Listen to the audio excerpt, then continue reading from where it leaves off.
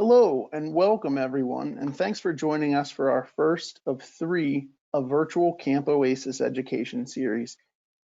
Tonight's topic is ages and stages of transitioning care. So my name is Christopher Joyce and I am the education manager for the Crohn's and Colitis Foundation, and I'm also the camp coordinator for the West Virginia Camp Oasis. So I want to thank everyone who helped work on this program, and I especially want to thank tonight's speakers. So our first speaker tonight will be Dr. Jeanne Tung. She is an associate professor with the University of Oklahoma College of Medicine and the director of the Pediatric Inflammatory Bowel Disease Center. She has been involved with Camp Oasis for many years as the medical director for the Minnesota camp and is now the co-medical director at the Texas camp. So she will be speaking about stages of development for the pediatric patient and elements of managing care in the pediatric patient. Our second speaker will be Dr. Rachel Lawton. Dr. Lawton is a pediatric psychologist at Cincinnati Children's Hospital. She is the lead mental health professional at Camp Oasis, Missouri, and a former camper and counselor herself. She will be sharing ways that you can empower your child during the entire transition process. Our third speaker tonight will be Dr. Jeffrey Schwartz. Dr. Schwartz is an adult gastroenterologist in the Baltimore, Maryland area at Woodhome Gastroenterology Associates. He has been involved with Camp Oasis for 10 years as the medical director for the West Virginia camp. A quick housekeeping item, please type your questions in the question box on the navigation bar as the presentations are happening, and we will read them to the presenters to answer after the presentations are complete.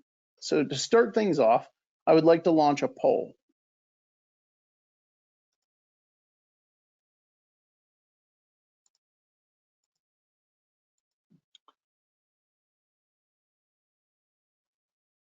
And so the first poll is, are you working with your child to help prepare them to be independent in their IBD care?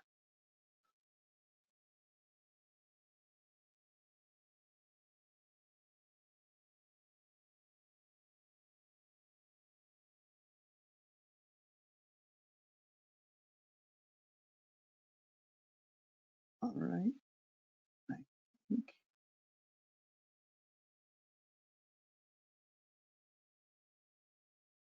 I think everyone has done that. I'm going to close the poll. I'm going to share the results now. So we had 90% of you said yes, and only 10% said no. So that's a very good result. All right, so what I'm going to do, share my screen. And so so I'd like to introduce our first presenter, Dr. Jeanne Tung.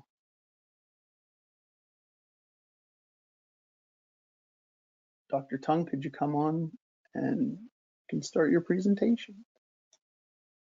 Wonderful. Great.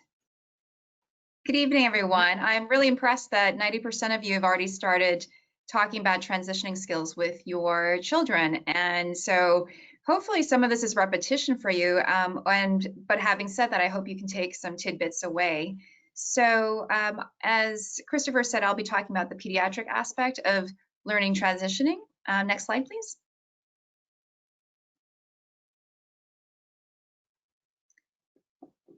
And so I'm going to just go by what we call the definitions of transitioning versus transfer. A lot of times we just say transitioning, but technically for those of us who are really studying transitioning versus transfer, what we mean by transitioning is that this is a planned but purposeful process where we're taking we say adolescent, but it really can start as soon as they're diagnosed, so adolescent and children, towards independence from being in our pediatric realms, child-centered, to an adult-centered realm. So Dr. Schwartz will be talking tonight about his healthcare system. It's meant to be multiple steps along the way. We're not supposed to try and do this all at once, especially not your last visit before you go off to adult GI or go off to college even. And during that time, the child will gain a sense of empowerment and a sense of what we call self-management, that they can care for themselves, not just beyond the usual, like, did you clean your room, did you brush your teeth, but really, do you know your medications? Are you comfortable speaking with your doctor and their team? And then going on for more processes there. Whereas on the other side, transfer, next slide. is really just the talk of moving from one provider to another.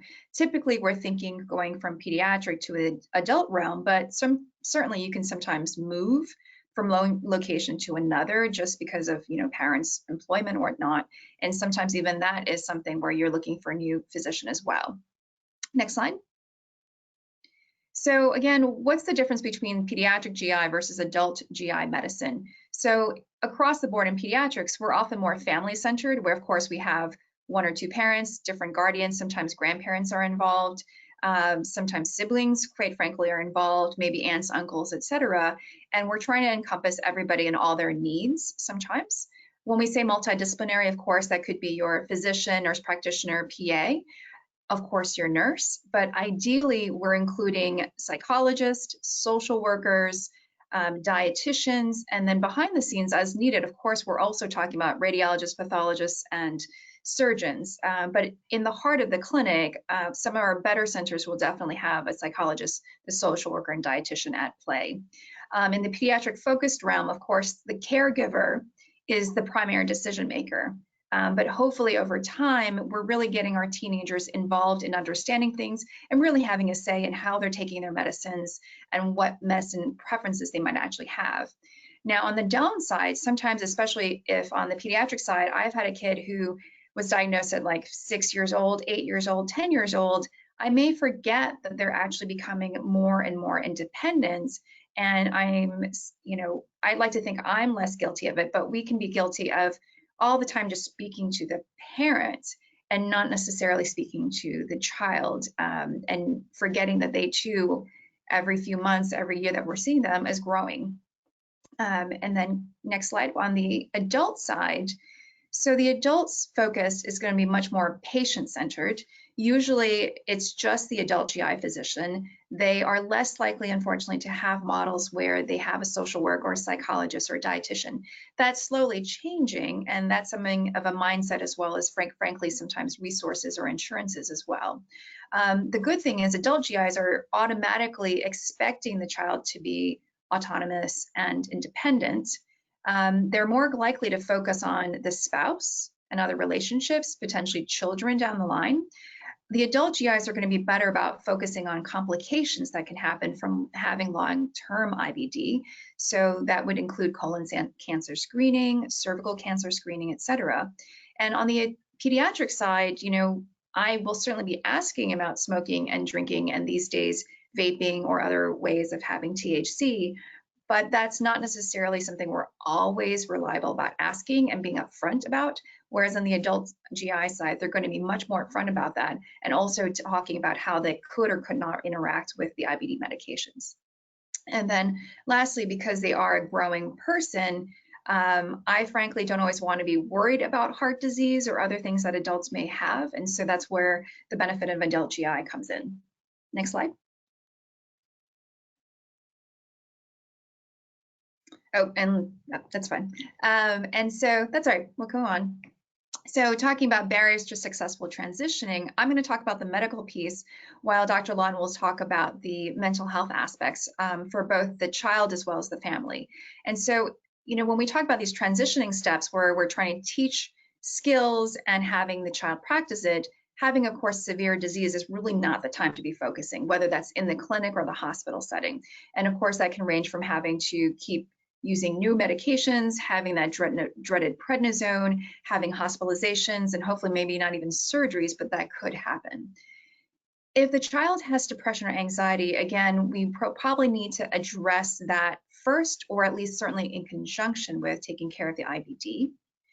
If there's a complicated medical regimen, we've got an IV drug happening, we've got shots happening, we've got multiple pills, whether it's for prednisone with a crazy taper, plus methotrexate pills, plus your vitamin D, plus your iron, and maybe you're doing various supplements, and you've got a diet regimen going on. Of course, all of these are going to be very complicated, and if it's already difficult for you as a parent, of course, we need to recognize as the providers that that may not be easy for a child to take on, and so we kind of need to learn, my style is to learn, okay, these are your main drugs for your IBD. These are the most important things if you forget everything else. And then let's layer on the other medications. And so those are some things that we need to negotiate. And then certainly if there's other medical issues that a child has, you know, maybe they have celiac disease, maybe they have diabetes, other things that require other medications, other doctor's visits, other phone calls, you know, other diets involved. Of course, those are a lot to take on for any individual, much less a child. So those are the sorts of things that we need to work through. Next slide. And then, of course, we do have to recognize that some of our families definitely have a variety of financial needs. The medical system, you know, you've got two providers. I'm in an academic setting, Dr. Schwartz in a private practice setting, and that can happen also in pediatrics. And I sort of labeled the ideal situation where you have providers that have a social worker at their disposal, a psychologist that's part of the clinic. Frankly, in Oklahoma, we actually don't have a social worker that's part of our team. I really wish they would be. And our psychologist is usually part of our clinic, but is not always available. So those are sorts of things that may or may not work for every center, and you know, may not work for you as well. And then we of course have to recognize that it's quite possible that another sibling or a parent or a guardian also has medical issues, and that is really a lot for you guys to juggle. Next slide. So this is a kind of a classic graph that many of us talk about in transitioning. So again, the idea is that at different ages, and I don't want to hold tight to the exact ages that I'm listing here, but at different ages, we're going to make sure that the child can be pretty comfortable in learning these different skill sets. So what I've listed at the bottom actually comes from what we call our NASPGHAN checklist. And so it starts with saying, as soon as they're diagnosed, quite frankly, even as young as 6, they should be able to say at least what type of IBD they have and make an attempt to name their medications. As they get older, I'd like to make sure that they know, especially if they have Crohn's disease, is it in their small intestine? Is it in their colon? Is it both? Are they somebody that even has an upper sections? And then just being able to say to their friend, if they ask, well, what's IBD, that they have an easy statement about what their IBD is so they can comfortably tell other people. And then by the time that they're in junior high school, freshman year, sophomore year of high school, that they're really starting to get comfortable talking to us as providers, that they have a sense of what their medications are by dose, as well as potential side effects that could happen. And that they, by then, have really become more comfortable about taking their medications on a regular basis and not needing that constant reminder from their parents. I've gotten to the point where I've literally had some of my patients take out their smartphones, and we've actually practiced how to put reminders and recurrent reminders in their system so that they know, you know, using technology instead of their parents. The other thing I've had them do, and I'm sure Dr. Lawton has some other ideas as well, is I'll even have them do a backup of that reminder, because, you know, if you're in the middle of something, or maybe you went back to sleep, that you set up another reminder in case there's that backup. And then as you get into senior year as well as college years, they really should be carrying around their insurance card. Hopefully by then, certainly by the time they're 18, that they're comfortable calling and making their own appointments. Obviously, you're nearby so that you can be part of the appointments. And they're also comfortable and have already started practicing making their own prescriptions. Next slide. So I was mentioning the checklist of those things that we were going through before. Some of our academic centers, and Oklahoma included, may sometimes use this thing which is called a track. And so whereas the questions I was listed before are specific to IBD, when we're talking about where is your disease and do you know your side effects related to ulcerative colitis or Crohn's, this was meant for any child with any sort of chronic disease. And if you can sort of read it, it basically allows the child to say, based on this skill, how comfortable do I feel? And the hope is as they age and practice different skills, that they'll get basically from the left column, no, I do not know how to do this, all the way to, I always do this when I really need to. And this can, again, go from understanding their medications and side effects down to their appointments, the insurance aspect, talking to providers. But one thing I sometimes laugh at is that sometimes even includes like, can you actually cook for yourself? And sometimes I laugh because I think there are still some 20 and 30-year-olds that are still relying on other people to cook for themselves. So, but this is interesting because this is what we call validated. You can actually add up points to this. And the better you are in points, the more likely you are to be able to successfully transfer over to an adult GI. Next slide. So how are we doing overall in IBD transitioning as centers? So I'm just going to show you a little bit of research, and this is a combination of two different papers.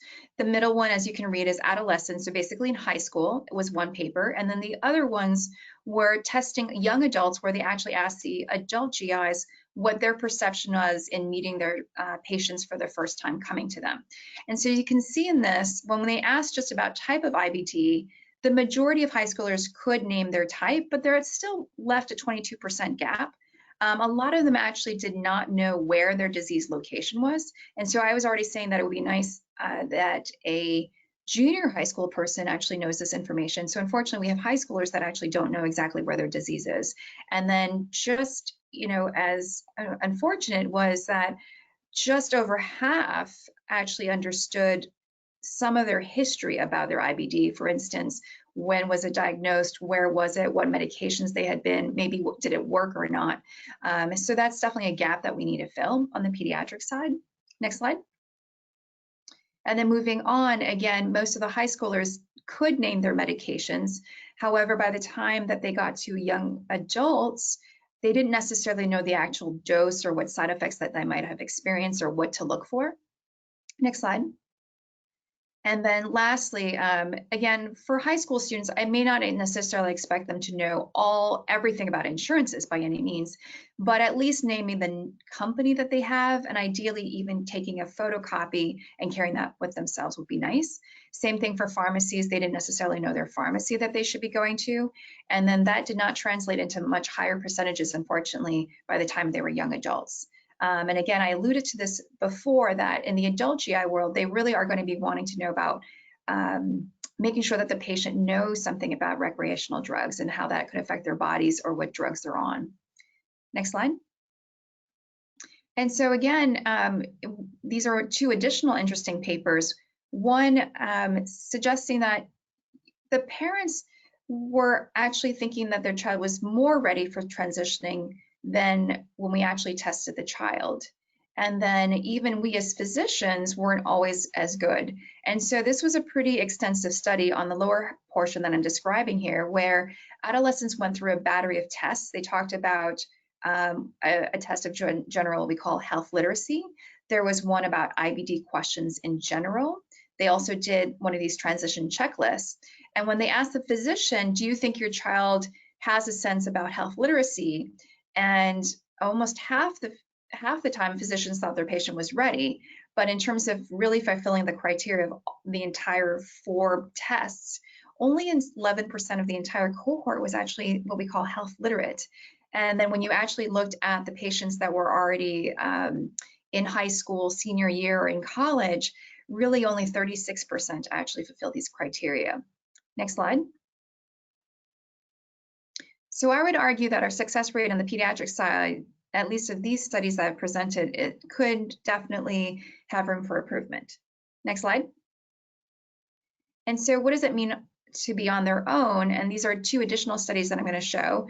This actually comes from University of Michigan, and they had some college kids with IBD take questionnaires related to whether or not they had active IBD or not. And they also took confidence questionnaires. And so if they had active IBD that they hadn't been able to manage, that actually correlated with how well they felt in adjusting to college. Next slide. As well as how well they were overall adjusting, as well as their confidence in adjusting. Next slide. And then what else do we know in other diseases about having our young adults getting better transitioning skills? So in diabetes, higher scores in transitioning actually have been correlated with better sugar control and fewer emergencies, whether it to be in the emergency room or hospitalizations due to too high sugars. Next slide. And then in liver transplant, Again, having better skills was associated with having better liver tests and better consistent drug levels, which kind of makes sense. You know, they knew how to take their medications on a regular basis. Next slide. And so when we talk about going off to college, this slide feels a little out of order, and I apologize for that. But when we talk about college support, I'm hoping that a number of you already have a 504 plan in place, whether it's with your junior high school or high school. And I want to make you aware that the 504 happens to refer to a specific paragraph in the American Disability Act. And so Crohn's Colitis Foundation has a wonderful template that you can download off their website. Many of us in our offices on the pediatric side actually have these handouts available. And while this applies to accommodations in grade school, it also applies to colleges and universities. And so what you want to do is you fill out this template and you turn it into the Disability Services Office. What you often will want to ask for in college, aside from you know, being late if they're not feeling well in the morning, is to potentially ask for a dorm room that actually either has a private bathroom or is really close to the public bathrooms nearby, and certainly really being able to ask for privileges related to test accommodations if they don't feel well. Next slide. Thank you.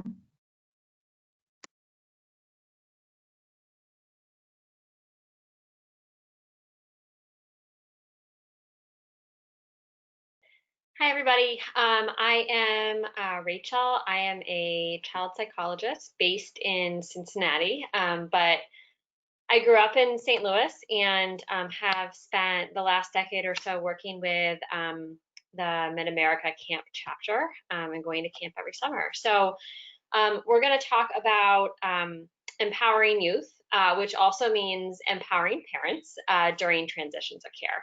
Next slide. So one of the big questions that we hear on the psychology end is, why is this so hard?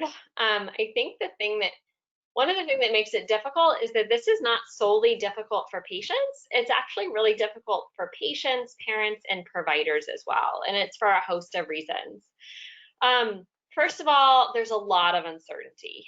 So when it's hard for us to predict the future, whether it's, you know, where am I going to be living? What am I going to be studying? Who's going to be living with me? Or disease-related things. Am I going to have surgery again? What medications am I going to be on? Am I going to have to go to the bathroom all the time?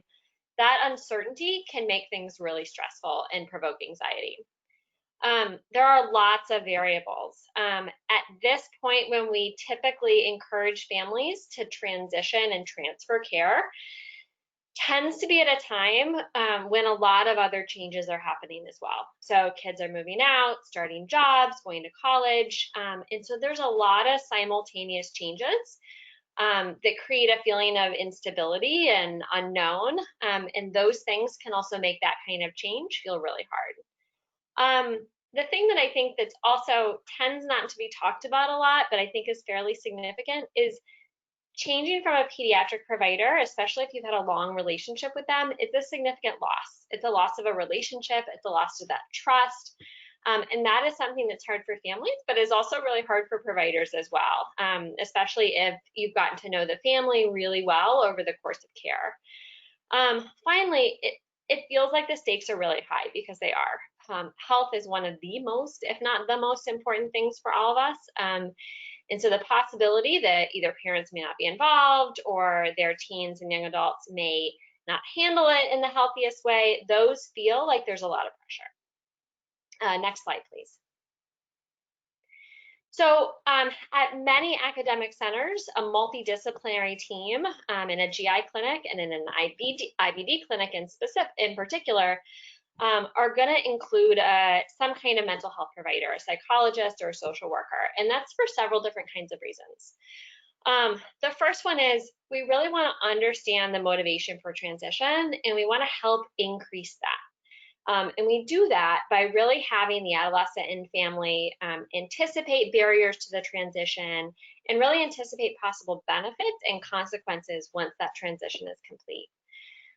We want to identify barriers and create a plan to address questions, concerns, problems that might arise.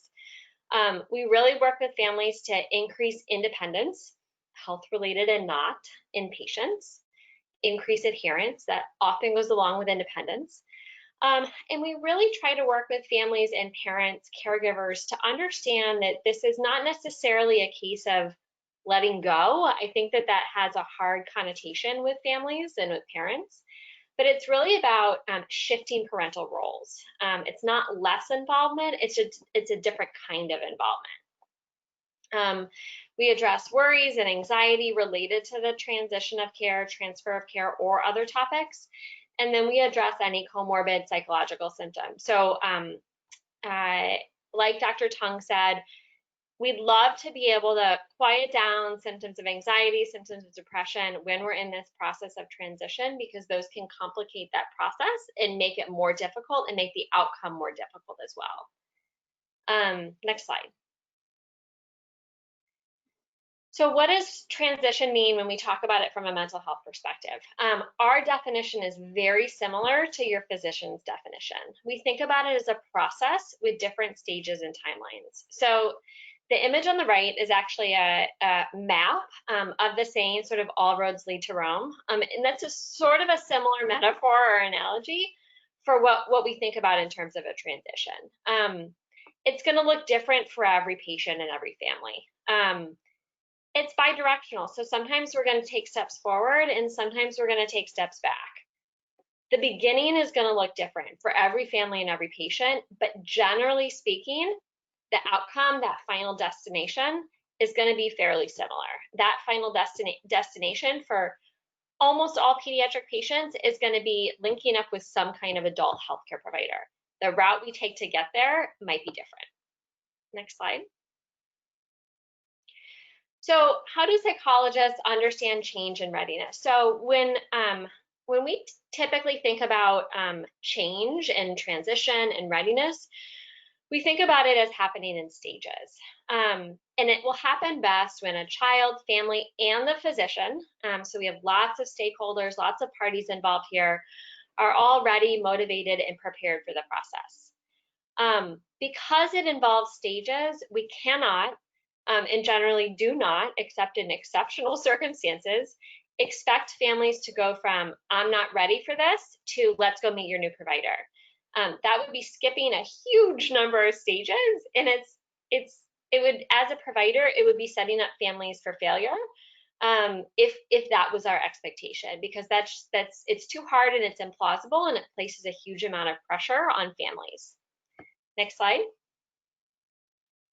So what are the different stages? So this is a little bit nerding out on the psychology end a little bit, but it helps provide a framework for how we conceive when a child is ready. The first stage that we think about is pre-contemplation. So this is a child or a teen that really has no interest in or awareness in thinking about transition. So the provider, the parent might bring it up in the visit, doesn't get any bites. We're not going to talk about it. We're not going to really think about it. We're avoiding it. The next stage is contemplation. So we're aware now that the transition to adult care is a concept, but we're generally not necessarily willing to go in depth and talk about it. So that may be a 13-year-old that sits and listens and nods while the parent and the physician talk about it, but they're not going to contribute much to it. The next step is preparation. So that's when you start to see some active involvement. So they may begin to discuss the process and the plan. We're not actually doing the preparation yet, so we're not actually taking the steps to transition, but we have an adolescent that's more engaged, more talkative, answering questions and starting to ask questions themselves about the process. The next step is action. So that's when we have, for instance, that 16-year-olds start setting their alarms in their phone, or they start preparing for visits by bringing their own list of questions. Those are concrete behavioral steps that really indicate that that teenager at this point in time is in that action phase. The next phase is maintenance, where we want to keep those behavioral changes going, and that's what we hope really teens get to by their mid to late teens and young adulthood. The one thing that I really want to emphasize with this chart is that there is a part that's backsliding. So this is the bidirectional piece. We go forward and we go back. And so we expect that teens are going to have moments where they're going to fall back into old patterns of behavior that occurred before the transition. So that might be they're away at college, they're really stressed with exams, and suddenly they want to have mom call and make the doctor's appointments, or they forgot to refill their prescription. That's to be expected. It doesn't mean the transition and transfer didn't work. It just means that we might have to do a little bit more of that preparation and planning and processing and discussion to provide them with the support they need. Next slide. So Dr. Tung talked about some of the barriers for transitioning and transfer of care. We're going to talk more on the psychosocial end for this. One of the main barriers is the perception that the quality of care in an adult setting versus a child setting is going to be different. And this relates, I think, to a lot of that unknown, and to also this idea that the type of care may be different, but actually type of care doesn't mean quality of care. The feel of care may be different, what care looks like may be different, what it's comprised of may be different, but that doesn't necessarily mean the quality is different. But there's a perception among many, many, many families and patients that when I go from a multidisciplinary, hands-on, family-focused center to a more autonomous setting, that somehow translates to a change in quality. It's different, but it doesn't necessarily mean the quality has changed. The second barrier is high parental involvement. And again, I really want to emphasize that when we say parental involvement, we really don't want parental involvement to go away. We just expect that it's going to change over time. And so it's really a shifting in responsibility for the parent and the child becoming more empowered, where the parent is taking more of an advocate and coaching role while their child begins to assume those responsibilities that they need. Instead of the parent doing it themselves, now they're coaching and cheering on their child doing it. It's when that parental involvement doesn't shift that can make it more difficult for the child to practice and assume those roles. The third one, finances and insurance. These are big hurdles and barriers that adults struggle with, and so it makes sense that this is something that's going to be challenging and scary for kids. One of the things that we often recommend is really making teenagers familiar with processes before they're doing it. So if we need to call and discuss a copay or talk about the price of a medication and we have a 15, 16-year-old, parents are still going to do that because that's a typical responsibility for a parent at that age. But it'd be helpful to have the child there and listen so that when they're 23, 24, 25, they have an expectation for how those conversations go. Particularly for finances and insurance, because many kids right now stay on their parents' policies until they're 26. That parental involvement we expect is gonna be maintained over time, but it's just gonna shift in terms of the autonomy of the child's role.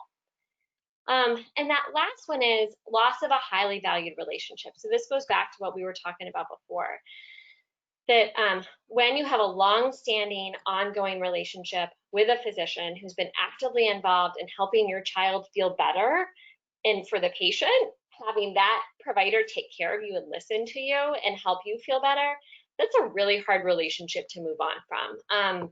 It's not a breakup by any means, but it is a loss. And so recognizing that loss and processing it with providers is something that can absolutely help, but it's still hard. Next slide, please. So parent, patient, and provider recommendations. The first one is, and I know that this is a typical standard practice in most pediatric practices, GI and not, is once we have kids hit adolescence or even pre-adolescence, that 12-year-old age, we want to start separating during visits. We want to give kids their own time. We actually want to, if possible, give parents their own time, and then we want to have time together. We want to start holding adolescents accountable for their care. So this doesn't happen in one fell swoop. We actually want to titrate this over time so they assume more of their care and the consequences of their care as they start getting older. I think the biggest thing here is we want to anticipate mistakes and learning opportunities and use them for growth. This isn't, an opportunity to shame or embarrass or get angry or frustrated, even though sometimes that's what parents will feel because it's your child. But we really want to expect that, you know, it's sort of like a kid learning to ride a bike without training wheels. They're going to fall sometimes. That's fine. We want to help them pick up and then move on again. Number 3, we want to help parents learn to support their child in a different way. And so that goes to this idea of it's not less involvement, it's just a different kind of involvement, one that you're already probably going through as your child is maturing and growing up anyway. Next slide. 4th recommendation, information. So we want to provide as much information to families as possible. We always have families write down questions, have teens write down questions when they're in the car on their way to the appointment, when they're at home, and then bringing these questions up. Information helps us feel less anxious. Parents and patients report that it's actually really helpful to connect with other families and other patients who are either going through this process or who've successfully navigated it, that can provide a really good resource. And then the last one is having a transition deadline in mind, but really proceeding only during periods of stability, disease-related and not. So if you're going off to college and your family's moving and your best friend's leaving, all of those things are changing, especially if you're flaring maybe. This may not be a time to rock the boat and change providers. On the other hand, if you're stable, things at home are stable, things with friends are stable, everybody's health is stable, that may be an opportune time to make a change. Next slide. So final additional recommendation. So we want to think about a really thoughtful disclosure and discussion of diagnoses. Who has the child shared with? How have they shared? And who can help advocate for them or help them advocate for themselves? And this could be other family members. This could be friends. It could be any kind of person who's going to be supportive. We want to take advantage of the broad range of communication options. Now there's way more than I think I'm aware of, ways to communicate, whether it's social media or not. And we want to take advantage of the patient appropriate ones that are obviously HIPAA approved and private, like MyChart. We really want to take advantage of as many different communication ways and venues as possible. And then finally, we want to use a broad range of tools to help track, plan, and prepare for the transition. So whether that's lists, educational opportunities, having meetings with specialized providers, all of these things can be helpful in this process. Next slide. Okay, so I'm going to pass it along to Dr. Schwartz.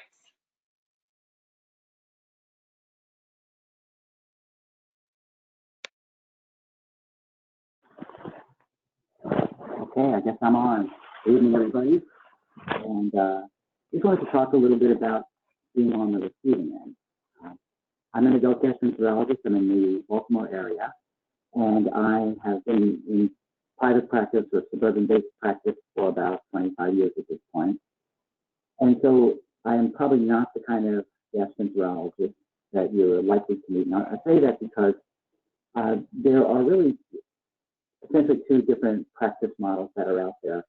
I would say there's the academic model, which is, I guess, the natural place for pediatric GI patients to move on to as they go through that transition process. They're likely to be at a center where there'll be adult gastroenterologists available that will have very good working relationships with the pediatric faculty, and oftentimes it's a natural transition that occurs. What you'll probably find is that there's a large faculty. They're often involved in research and teaching and a variety of other things. And perhaps one of the, if you will, disadvantages, maybe some of the difficulty in reaching practitioners that may occur in that situation. I've been in a variety of solo practice, group practice arrangements, and for better or for worse, rarely go away. And generally, I'm always available for my patients. Now, I would say most of the patients in my practice with inflammatory bowel disease have been diagnosed as adults. And so I can't say I've been on the receiving end of the transition for a variety of reasons. But I think that when you're looking around for a gastroenterologist for your child on the other end of this process, you should consider if you are living in a suburban area or a rural area, maybe for the first time you'll have the opportunity to have something a little bit more convenient in some of the pediatric centers that you're me hang on here.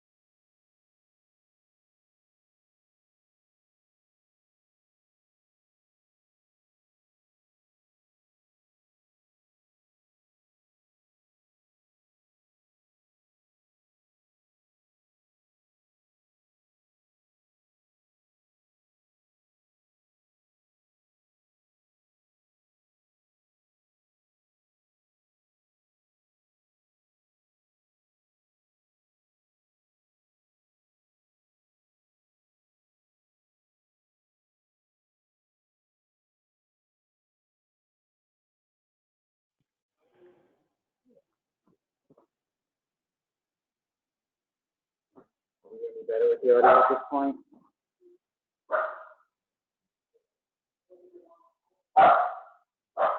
Yes, it's better. Okay, fine. I apologize for that. So I guess I'll sort of pick up a little bit about the difference between my practice and academia is that in the suburban area, typically the IBD patients that I've had are those that have been diagnosed as adults. I haven't had to really be on the receiving end of the transition, but I will say that having a child who's had IBD and also with 10 years experience at Camp Oasis on a perhaps a unique personal level, I feel very comfortable taking over the care of patients who've been diagnosed during their pediatric years. Next slide. So I think that what you heard a little bit about, there is a difference in approach. I guess when you're part of a PGI practice, you really feel like you have a whole team working on your behalf. And I will tell you, as an adult gastroenterologist, and I can't speak to the same degree for academia, when you're an adult in my practice, I won't say you're on your own. You have my support, but we don't have an in-house psychologist. We don't have nutritional support.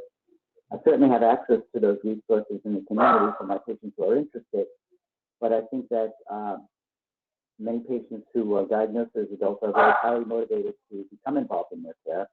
And so I would say that after many years of team approach, making that transition to certainly a suburban adult practice would be quite noticeable in terms of feeling like you're a little bit more on your own. Next slide. So how do you choose an adult gastroenterologist? And I think probably the most important thing is it has to feel right. And I guess I would say, even though I might fail this first question, I would ask you as a doctor, have they been on the receiving end of patients who transition from a PGI practice? And on a personal level, do they have a large number of patients who have inflammatory bowel disease? And do they like taking care of patients with inflammatory bowel disease? We, as adult gastroenterologists, we take care of a variety of different conditions, liver disease, inflammatory bowel disease, but IBD can be particularly tough, and if people don't enjoy it and don't really feel like they have something to offer, it can be not necessarily rewarding, but certainly challenging. And then oftentimes the first exposure is going to be at college age. Do they like college age? That has quite a variety of challenges, as most parents will admit. It's a challenging age. It's oftentimes when patients will be out of town, and you're often being asked to manage patients who are not able to get into the office frequently. Now, I guess in the age of remote healthcare, this is going to be a little bit easier than we've gotten used to in the past, but certainly the inability to examine patients when you need them is a challenge, and oftentimes I find myself working with a local gastroenterologist who might be near where my patients are at college if need be, or trying to make sure I can get them in during vacation time. And then, how does your child like to communicate? Does it work for the physician that you're interviewing, if you will? Are they convenient? Is it easy to get to see them? And then I guess the last thing I would say would be, and this tells you a lot about the nature of the practice, would they be willing to have a meet and greet before you sign on? I would hope that they would be, because I think that you've gotten used to one particular style, and you can ask around, and sometimes the Crohn's Colitis Foundation patients that participate locally can give you some sense of their nature and personality. But ultimately, I think you're going to want to answer the question: does it feel good when you meet the physician for the first time? Do you have any other slides? Probably not. So I guess I'll leave it at that. I think being on the receiving end, I have the least to contribute, but it's something to think about when you're choosing the next step for your child. Thank you.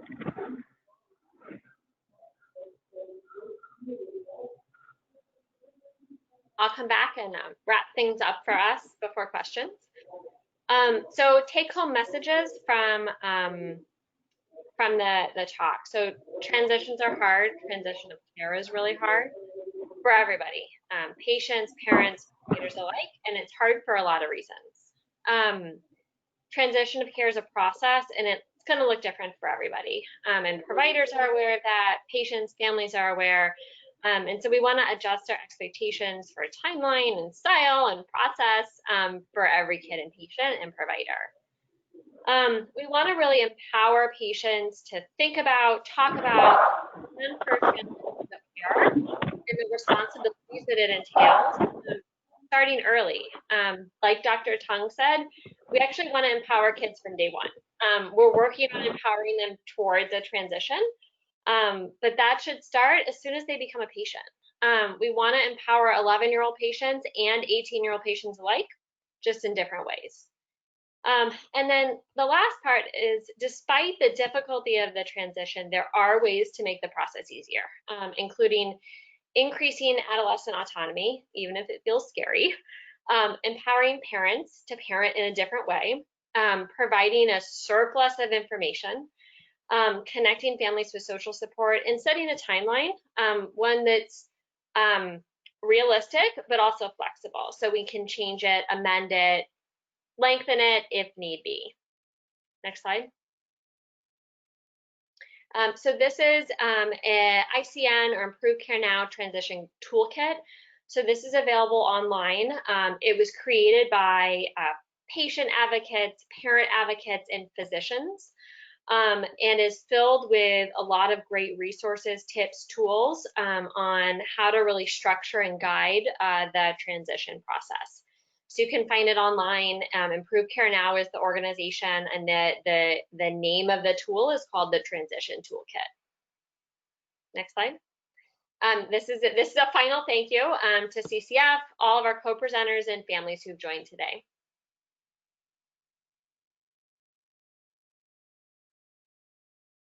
All right. Well, I want to thank all of our speakers. Again, thank you, Dr. Lawton, for wrapping that up. Thank you, Dr. Tung and Dr. Schwartz for those great presentations. What I want to do right now is launch another poll that kind of finalizes this bit. And the poll is, are you planning to follow up with your child's gastroenterologist about the transition to adult care after this presentation?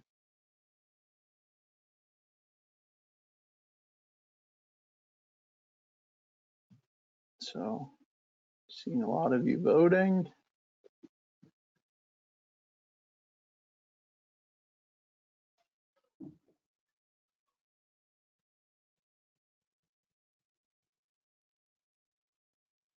All right, I'm going to close it. And I'm going to share. And so 79% of you said yes, so that's great. And we had 90% of you who had already said you were starting to think about this, so that is wonderful. So I'm glad that you are here for this presentation and you got to see that. Now I'm going to ask all of our presenters to come forward again. And what I'm going to do is have Kelly Fitzgerald, another education manager with the foundation, and she also is the camp coordinator for the Wisconsin camp. She is going to pose some questions to our presenters with the time remaining that you have posed to her or to us. So Kelly? Sure. Thanks, everybody. That was a great presentation. We did have some questions come through. The first, really, for Dr. Tung, we had some questions surrounding the study. So first, I was just going to say a few people had asked if they could get a copy of the track, the transitioning to adult, if readiness scale. So I said we would probably be able to get that and put it with the handouts when we're done. Now, there was a question, what was the typical age of diagnosis of kids in that study you presented on? And then kind of with that, are there any more recent studies on transition? So I'm not sure which study you're referring to because I posted a couple. So the first two where I made the grid that went down, it was the 14 to 18-year-olds versus what they call young adults, so that would be in college or just early 20s. I'm trying to think. If you're thinking about the health literacy, without having the article right at my fingertips, I think it was as young as 12. And so it was not by any means elementary school kids, that's what you're asking. It was junior high school to high school age. Okay, it wasn't clear, but I think that's fine. And we will have the slide deck going out after this so that we can reference that. And then I guess this could be actually for any of you, but are there any tips for transitioning care for an adolescent who might be on the autism spectrum? I don't know who wants to. Dr. Lawton, you want to try that? Yeah, Okay. I can hop in for that. So our general answer is that the transition by itself will likely look a little bit different, and it's going to be dependent on that particular child's strengths. The things that we would want to be really mindful of is making that transition as structured and planful and routine as possible. So really doing a lot of preparation in advance. So having a lot of conversations, setting really clear, concrete endpoints that obviously can be amended if needed, but designating that, on September 25th, we're going to go and we're going to talk about these 3 things. Really setting it up, and this is for, a higher functioning child that's coming up with their own questions, things like that. But we're going to make things as structured and explicit as possible. I would also not at all hesitate to more actively include a mental health professional in that transition process. So whether it's a social worker in clinic, whether it's a psychologist, really helping that child prepare and address worries, concerns, address behavioral changes that need to happen or that we're expecting to happen. Those behavioral changes might take a different trajectory, they might take a different course, and we may need to get there in a different way. Our end goal is similar. We want the child to be more autonomous. They may not be as autonomous as quickly as other kids, but our end goals are very similar. The route that we take is likely a little bit different, a little bit more structured, a little bit more explicit in terms of having conversations, and hopefully will be guided in part by a mental health professional, a therapist, a counselor who can join forces with the family. So 2 things I was going to bring up along those lines is that one thing that Dr. Schwartz, Dr. Lawton, and I were speaking about together, but we kind of didn't mention it tonight, is that this is not, these transfers don't happen just because your child turns 18 or just because they got handed a college diploma. Most centers will, do this sometime between 18 to college graduation. It's by no means a hard stop. And so that's one of those things you want to talk about with your pediatric GI side. But one of the things that we want to know from you as a family is, what are the post-high school plans? Are you going away for a distance? Are you going to community college for a while? Are you choosing to stay at home? Or, in somebody who may have mental health issues or developmental delay or, a variety of reasons, maybe you're choosing to be home for a while. Those are things that are going to matter in what we're going to say and when we're going to transfer you, which adult GI providers and what regions are we're going to be recommending for you. One of the things we were sort of alluding to as well is that, if you have, Dr. Schwartz was talking about, the expertise of an adult provider, you know, if I have a patient that's had surgery, we've tried 5 different drugs over time, you know, and they're still not exactly perfect in their disease remission, disease, then I'm going to want to make sure that they have a really great IBD doctor, not just somebody who, you know, sees a couple of patients a year. But one question I was going to maybe pose back to Dr. Lawton is that, you know, when you're talking about having a psychologist as part of it, I know for the psychologist that works with us that if our young adult acquiesces or says yes, he actually can be part of the process for a period of time if my patient was to go to see Dr. Schwartz. So it's not, again, a hard stop like, no, you can't call Dr. Tung ever again, or you can't call Dr. Lawton.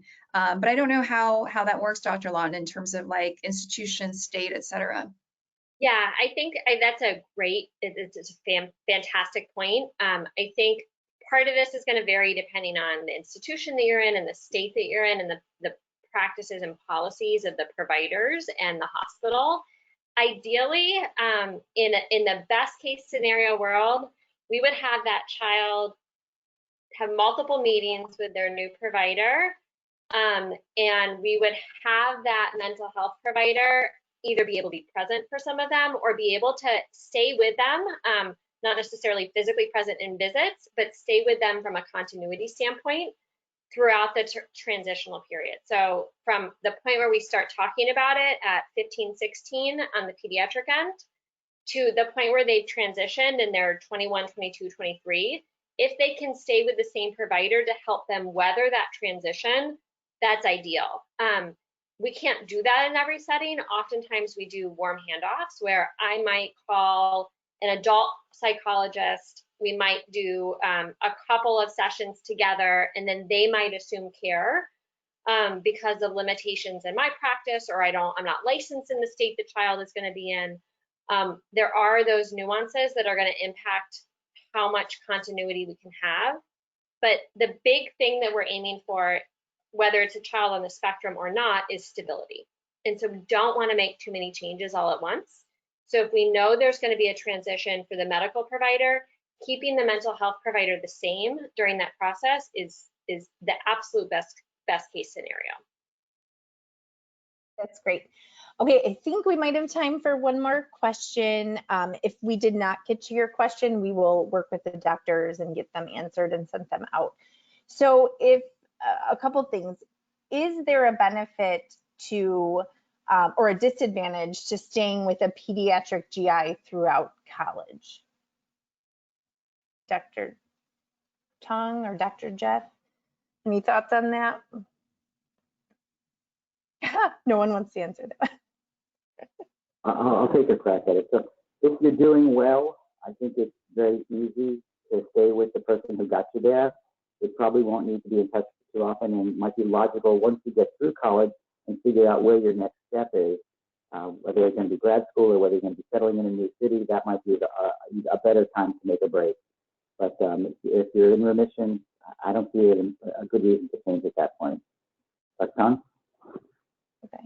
No, I think I would echo what you're saying. One of the things we were talking offline before was, again, you know, are you staying in college in the area? That makes it easy to stay with your pediatric person. And then once you decide what you're going to do post-college, if you're going to go away, then that's a great time to switch to the adult. Versus if you're going from a distance and you have disease that's, you know, has been somewhat difficult to control. I sometimes really, when I used to be in Minnesota, I would have a lot of patients that would go at a distance. And I really wanted to find them an adult provider in case something didn't go well. And instead of having to hop on a plane to come back, that they really could get that local care. So those were some, you know, strong factors to speak of there. I would also add that, oops, sorry. No, it's fine. I didn't mean to talk over you. Did you want to finish? Nope, that's all right. I would also add that we want to also take this patient by patient. And so if you are a college student who knows that you are transitioning into a more adult kind of lifestyle, so there may be more questions about alcohol and drug use. You may have questions about more adult substance matters, or just adult questions about relationships, sex, things like that, absolutely your pediatric provider can handle that. But those are conversations that the adult providers are probably having more often with their patients. And so one of the things that we've often used when we're talking with kids about this in terms of when to do that transition is, if you're going to have a regular conversation, which is great, about substance use, vaping, alcohol, that may be a time where we question, is this actually a good moment to switch to someone who's used to having these conversations on a regular basis? If you trust your pediatric provider and they're comfortable, then that's beautiful. But sometimes if you've been with a pediatric provider for a long time, it can be uncomfortable to suddenly say, hey, I'm drinking a lot and I'm worried about it. And so that may be another time when it's a good signal that a change is good. And I think you brought up a point that reminded me as well that, I don't always want to play the gender card. I certainly take care of a lot of boys. Dr. Schwartz is taking care of women. But certainly, again, your comfort zone, how you feel that you mesh with your adult provider. For women, they're going to be wanting to ask about fertility questions and sexuality. And frankly, same thing for male patients with IBD. They may have questions about sexuality as well. And you want to feel comfortable bringing that up to your provider. And so again, it just speaks to what's your comfort level. And, I'm speaking to a parent population, but really, what's your child as a young adult comfortable with? That really has to weigh in at that point. All right, great. Well, thank you very much, everyone. And I promise we will get the rest of the questions because we are at time. So we will get the rest of those questions answered by our presenters, and then we will share that with you within this week. Tomorrow, I will be sharing some of the resources. I will share this slide deck as well as the recording of this presentation. And an evaluation as well, so that we can, and please fill that out and take the time to do that so that we can make these better each time we have them. And finally, I hope that you are able to join us for our next virtual camp, Oasis Parent Education Series, which is Pediatric Treatment Options, What's on the Horizon, and that's going to be on July 15th at 8 p.m. Eastern Standard Time. Again, thank you to all our presenters, Dr. Tung, Dr. Schwartz, Dr. Lawton. Really appreciate it. It's wonderful hearing from you, and thank you very much for taking the time tonight. Have a great night, guys. Thank you for joining. Good night.